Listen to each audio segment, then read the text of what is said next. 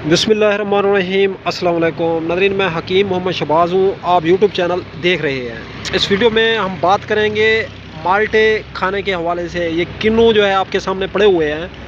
तो नबी पाक सल्लल्लाहु अलैहि वसल्लम का फरमान है कि तुम फल उस वक्त खाओ जब ज़मीन देने लगे।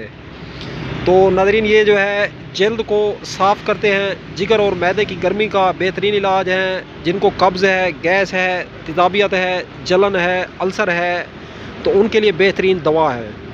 तो जो लोग खाना खाते हैं, खाना खाने के बाद जो है पेट में जलन रहती है या गैस बनती है, या जिनको ख़ारिश का जो मरीज़ है, माल्टे खाने से नाज़रीन उनकी ख़ारिश भी जो है इंशाअल्लाह ख़त्म हो जाती है।